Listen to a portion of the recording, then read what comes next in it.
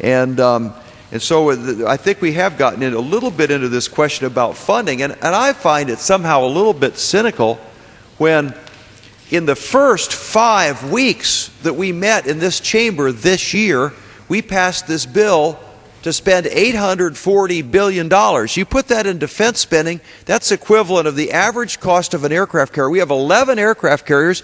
That would be like building 250 aircraft carriers end to end. That's how much money we spent in the first 5 weeks, and we're saying that we can't defend ourselves against these kinds of missiles that are being developed by rogue nations.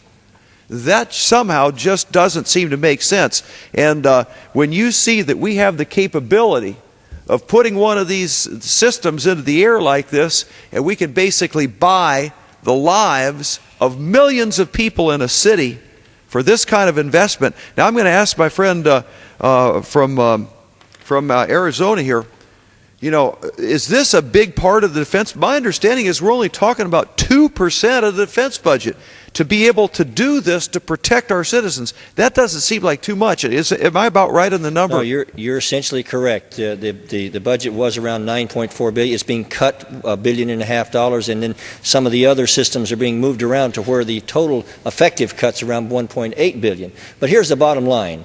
All the money that we've spent on missile defense is just a little over $100 billion since we started 25 years ago. And it took almost that much just to clean up after 9/11 hit New York.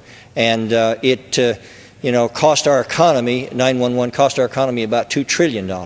So if we're talking about being cost effective here, we should remember that if that attack on New York that morning had been an ICBM with a, say, 100-kiloton warhead, it would have killed maybe 120,000 people instantaneously and 500,000 more within a couple of 3 weeks. And I'm just astonished that we are so short-sighted that now, in this kind of an age that we live in, that we would cut missile defense. And I pray that we don't have to, in some future date, look back on this debate and say, how could we have forgotten?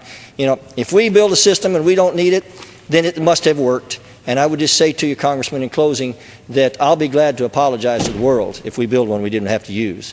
But I don't want to stand before the nation and have to apologize to them for failing to build a system that could have protected them. I reclaim my time. I very much appreciate your being with us here.